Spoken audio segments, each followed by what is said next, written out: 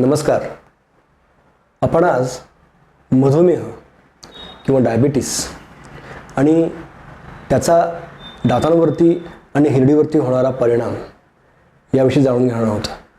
तसेच डायबिटीसच्या रुग्णांनी काय विशेष काळजी घेतली पाहिजे ज्यामुळे त्यांच्या दातावरती आणि हिरडीवरती जास्त परिणाम न होता त्याचे आरोग्य नीट राखले जाईल याची पण आपण माहिती घेणार आहोत. डायबिटीस किंवा मधुमेह हा 20 ते 75 वयोगटातील जवळपास 10% लोकसंख्येला ग्रासणारा असा एक आजार आहे. या आजारामध्ये रक्तातील साखर ही अनियंत्रित होते, वाढते. या वाढलेल्या साखरेमुळं त्या रुग्णाची कोणत्याही इन्फेक्शनशी लढण्याची शक्ती ही क्षीण होते. त्यामुळे शरीरामध्ये झालेलं कोणतंही इन्फेक्शन हे वाढत जातं आणि लवकर बरे होत नाही. मधुमेहाच्या रुग्णाने हे कायम लक्षात ठेवले पाहिजे. तो जेव्हा डेंटिस्टकडे जातो तेव्हा त्याने डेंटिस्टला पहिल्यांदाच आपल्या या आजाराबद्दल कल्पना दिली पाहिजे. कारण डायबिटीसमध्ये रक्तामधील साखरेचे प्रमाण वाढलेलं असतं.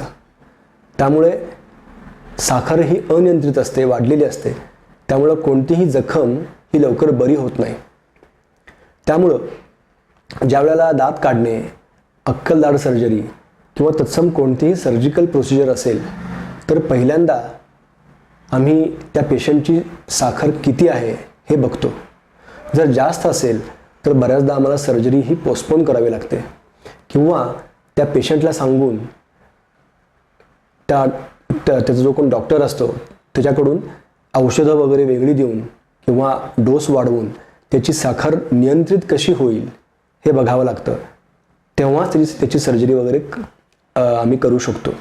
त्यामुळं त्यानं पहिल्यांदा आत गेल्यानंतर डेंटिस्टला आपल्या डायबिटीसची कल्पना देणं हे अतिशय गरजेचं असतं. मधुमेहाचे रुग्ण जी औषधं घेत असतात त्या औषधामुळं त्यांना ड्राय माउथ हा प्रॉब्लेम सतावतो. त्या औषधांमुळं त्यांच्या तोंडामध्ये लाळ स्त्रवण्याचं प्रमाण हे कमी होतं. लाळेमुळे तोंडामध्ये जी सेल्फ क्लिन्झिंग ॲक्टिव्हिटी होत असते ती यामुळे होत नाही आणि त्यामुळं तोंडामध्ये दात किडण्याचं प्रमाण हे वाढतं. अशा रुग्णांना आम्ही वेळच्या वेळी थोडे थोडे पाणी प्यायला सांगतो, ज्यामुळं तोंडामध्ये ओल कायम राहते आणि दात किडाचं प्रमाण हे कमी होतं. मधुमेहामध्ये सर्वात जास्त फटका हा हिरडीला बसतो. मधुमेहाचे रुग्ण हिरडीच्या आजारानं ग्रस्त असतात, ज्याला आम्ही पेरिओडोंटायटिस असे म्हणतो. असा आजार या रुग्णामध्ये झालेला असतो, ज्यामध्ये दाताभोवतीचे जे तंतू असतात ज्याला आम्ही पेरिओडोंटल लिगामेंट्स असे म्हणतात ते डिस्ट्रॉय होतात आणि दात हालायला चालू होतात. असेही आढळून आलेले आहे की ज्या रुग्णांमध्ये हिरडीचे आजार असतात त्या रुग्णांमध्ये डायबिटीस असतो किंवा साखर ही अनियंत्रित असते. अशा प्रकारचे टू वे कनेक्शन बघायला मिळालेलं आहे.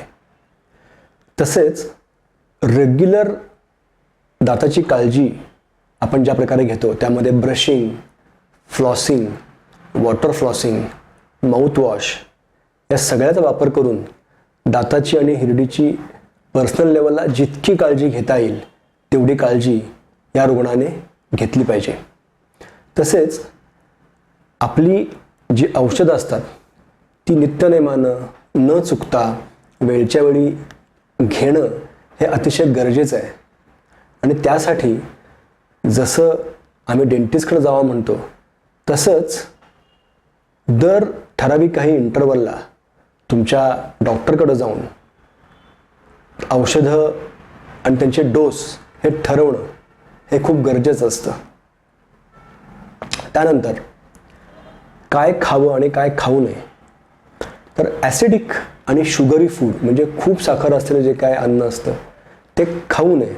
कारण जेवढं शुगरी फूड तुम्ही खाल तेवढी तोंडामध्ये दातावरती कीड याची शक्यता ही वाढलेली असते.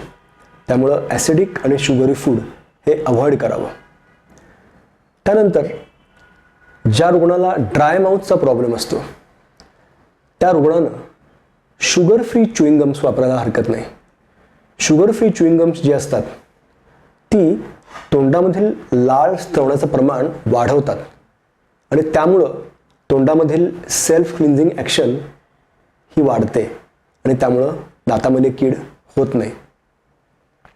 आणि last but not the list, प्रत्येक वेळा डेंटिस्टकडं किंवा कुठल्या डॉक्टरकडं गेलं की मला डायबिटीस आहे आणि मला ही औषधं चालू आहेत हे सांगण्यास त्या रुग्णाने कधीही विसरू नये.